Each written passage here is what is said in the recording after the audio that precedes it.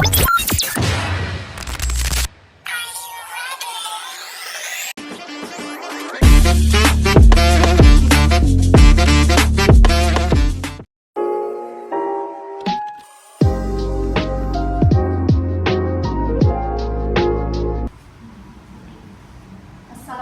warahmatullahi wabarakatuh. Waalaikumsalam warahmatullahi wabarakatuh. Baik, apa kabar hari ini teman-teman? Alhamdulillah, sehat waalaikumsalam. Allahu Akbar. Oke, sebelum kita mulai perkuliahan hari ini, alangkah baiknya kita untuk berdoa dulu. Jadi saya minta mungkin Dodi untuk memimpin doa. Terus, cepat. Baik teman-teman, sebelum kita melakukan program kita hari ini, marilah kita berdoa mulai. Bismillahirrahmanirrahim. Rabbi shrah li sadri wa yassir li amri wahlul 'uqdatam min lisani yafqahu qawli. Oke, nah hari ini kita akan melanjutkan mata kuliah tentang teori ekonomi makro yang berkaitan dengan uang dan kegiatan ekonomi. Nah, sebelum saya lanjut nih ke pembahasan selanjutnya, saya pengen tahu teman-teman bagaimana sih pandangan kalian tentang uang? Boleh dari Dodi gimana tanggapannya tentang uang? Tanggapan saya tentang uang itu tentu kita membutuhkan uang, Bu. Uang adalah segalanya nggak? Uang adalah segalanya, tapi segalanya membutuhkan uang. Oke, siap. Jadi yang Dodi tahu nih, kalau uang sendiri gitu ya, kayak Dodi misalnya, itu lebih banyak menggunakan uang elektronik atau uang kartal, uang kertas gitu. Dengan perkembangan zaman, lebih sekarang ini lebih pakai elektronik. Oh, berarti Kak Bos lah ya, maksudnya berarti kalau banyak pakai QR gitu ya, Ya. pakai OVO, Dana dan segala macam seperti itu, berarti mengikuti zaman gitu ya. Tidak apa-apa kalau misalnya kita masih menggunakan cash ya, karena tidak semua transaksi ekonomi itu mendukung. Misalnya kalian mau belanja makan di Ampera nih, ya kan, makan di Ampera kan nggak semua Ampera bisa QR atau bisa debit kredit segala macam kan. Jadi kita memanfaatkan teknologi yang ada sesuai dengan tempatnya gitu ya. Nah, lanjut. Nah, sejarah uang. Nah, sebelum kita mulai, saya ada video yang bisa teman-teman saksikan dulu. Dahulu kala ketika manusia pertama kali mulai berdagang, uang belum ada. Ini sejarah tentang uang. Jadi teman-teman silakan perhatikan dulu. Dengan apa yang mereka butuhkan. Namun, menukar seekor kambing dengan sekarang biji-bijian tidak selalu mudah. Kemudian muncul koin, sederhana, mudah dibawa, dan berharga. Dari Yunani hingga Romawi, koin logam membuat perdagangan lebih lancar, dan dunia pun menjadi lebih kecil. Tidak lama setelah itu, di Tiongkok, uang kertas pertama lahir. Lebih ringan dari koin dan lebih mudah dibawa. Uang kertas mengubah cara dunia berdagang, menyebar ke seluruh kerajaan dan kekaisaran. Seiring dengan tumbuhnya perdagangan, muncul kebutuhan akan tempat yang lebih aman untuk menyimpan uang. Bank muncul, menawarkan cara baru untuk menyimpan dan meminjamkan uang. Orang-orang mempercayakan kekayaan mereka pada berkas ini ketika ekonomi berkembang. Melonjak ke abad ke-20, uang menjadi digital. Kartu kredit, transfer online, dan pembayaran seluler menghubungkan dunia seperti tidak pernah sebelumnya. Uang menjadi tak terlihat, namun lebih kuat dari sebelumnya. Hari ini, bentuk baru uang muncul, cryptocurrency. Didukung oleh teknologi blockchain, ia menjanjikan masa depan keuangan yang terdesentralisasi, aman, dan tanpa batas. Dari barter hingga blockchain, uang telah berkembang bersama kita, dan perjalanannya masih jauh dari selesai. Masa depan uang masih belum ditulis, dan ada di tanganmu. Oke, nah ini videonya ini. Yang bisa teman-teman Tujuan ambil dari kesimpulan dari video ini kira-kira apa? Perkembangan zaman mempengaruhi nilai uang. Dari dulunya kita bertransaksi antara tukar barang sama tukar barang. Lanjut lagi perkembangan zaman berikutnya logam, lalu lagi dengan uang kertas hingga sampai sekarang sampai digital. Nah, kalau itu diberlakukan sekarang, bagaimana kira-kira? Sebenarnya sistem barter itu masih ada sih, Bu. Oke. Nah, sistem barter itu masih ada sebenarnya kalau kita saling membutuhkan. Contohnya tadi membutuhkan baju ini dan teman membutuhkan baju ini yang dia punya. Oke. Jadi boleh kita barter. Nah, tapi barter sekarang tidak kayak dulu lagi. Kalau dulu kan semua barang-barang dibarterkan.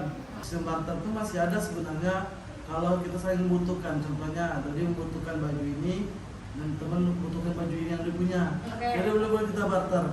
Nah, tapi barter sekarang tidak kayak dulu lagi. Kalau dulu kan semua barang-barang dibarterkan. Kalau sekarang itu hanya beberapa yang bisa dibarterkan. Nah, kira-kira kalau sekarang kan udah berubah nih, ya kan sudah ada uang, ya jelas. Berarti kan sudah tahu nilainya berapa. Kalau seandainya dulu barter itu masih diberlakukan sekarang, mungkin akan muncul ketidakadilan seperti itu ya, teman. Jadi memang pada saat ini teknologi yang ada itu memberikan kita kemudahan. Nah, saya mau tanya nih ke kita misalnya, kita sudah punya uang elektronik mungkin kayak Shopee Pay mungkin OVO, Dana ada ya, berarti hampir semua teman-teman sudah punya gitu. Nah, kemudian CPL. Nah, jadi dari mata kuliah ini saya pengen teman-teman itu mampu menguasai konsep teori ekonomi makro yang berkaitan dengan uang dan kegiatan ekonomi. Nah, seperti itu. Jadi, dalam ekonomi syariah fungsi uang diakui sebagai alat tukar dan kesatuan hitung. Nah, bagaimana pendapat teman-teman? Kalau dalam ekonomi syariah, fungsi uang yang diakui hanya sebagai alat tukar dan kesatuan hitung. Lalu, nah motif, saya mau nanya motif dulu nih. Motif kita untuk memegang uang itu kira-kira apa saja? Oke, sama Pak. Kalau misalnya megang duit itu apa sih motifnya kira-kira? Belanja. Oke, apa lagi? Apa? Untuk jalan? Untuk refreshing lah gitu ya, untuk modal refreshing, traveling. Kemudian ada nggak kalian berpikir untuk motif jaga-jaga? Untuk tabungan gitu ya. Ya misalnya ini kita tiba-tiba ada kecelakaan, amit ya, kemudian kita sakit mungkin, kita kan butuh ya ban pecah, bocor di kuliah gitu ya. Sehingga kita kan harus punya dana cadangan nih. Nggak mungkin kita pakai uang elektronik kalau nempel ya rasanya nggak ada ya. Maksudnya pakai itu, pakai dana atau OVO untuk bayarnya. Nah, kalau di konvensional itu ada motif untuk spekulasi. Nah, spekulasi ini mungkin berbedanya dengan konvensional. Kira-kira teman-teman, kalau dari ekonomi syariah dan konvensional apa yang teman-teman tahu? Motif uang itu kan berbeda nih. Kalau di syariah itu ada 2. Kalau di konvensional ada 3 motif nih.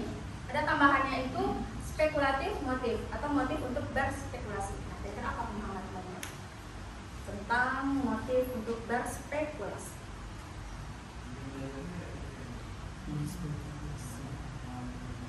Coba, boleh gunakan gadget untuk searching, boleh silakan.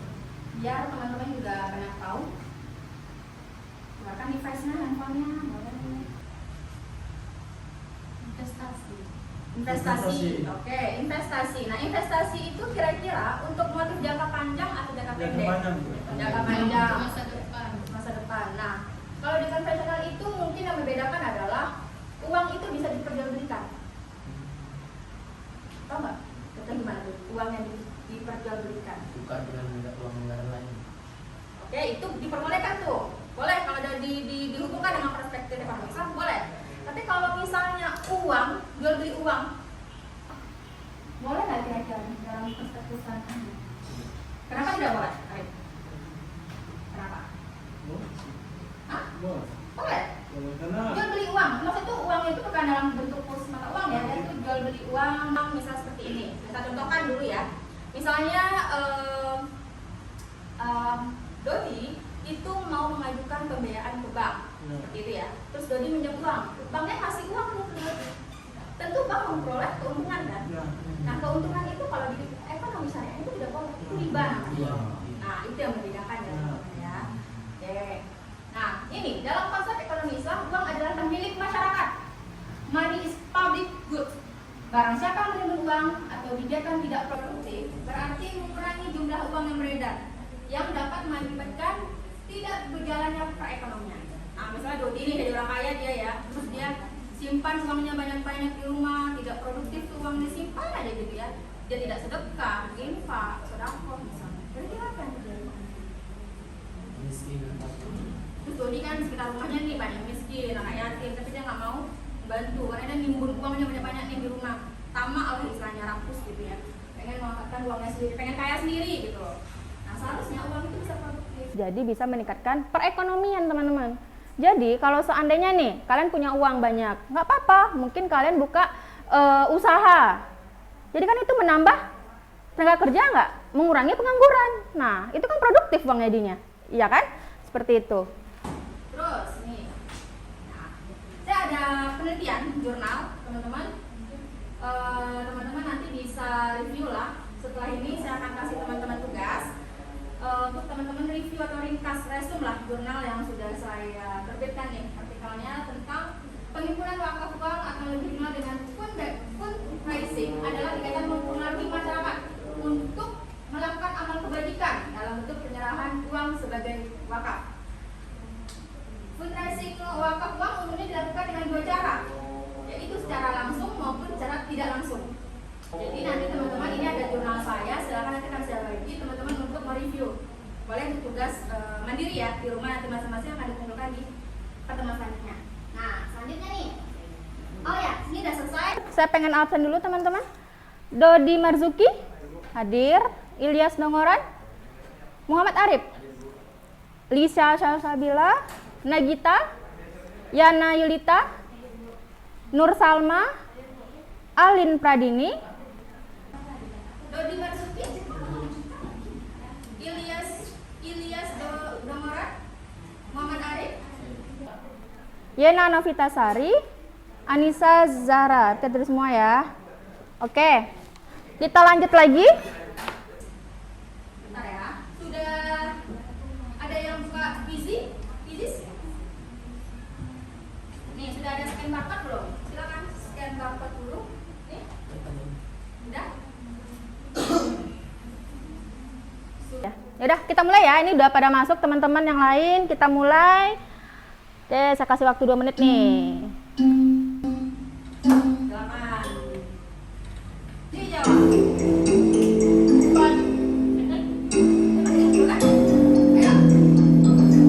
Masih kosong-kosong? Ayo.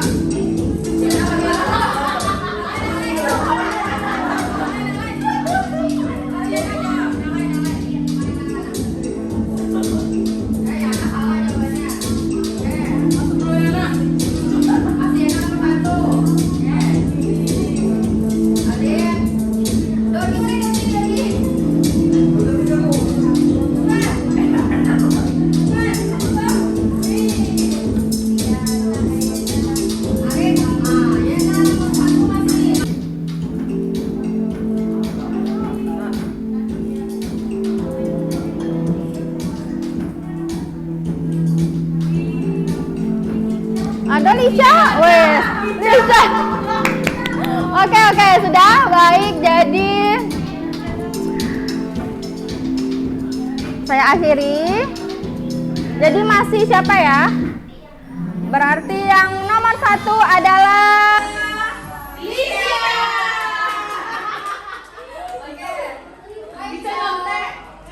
Untuk hari ini kita tutup dengan kuis ya teman-teman. Jadi untuk teman-teman mudah-mudahan minggu depan kita masih bisa melanjutkan materi selanjutnya. Lebih dan kurang saya mohon maaf. Wabillahi taufiq wal hidayah. Wassalamualaikum warahmatullahi wabarakatuh. Waalaikumsalam warahmatullahi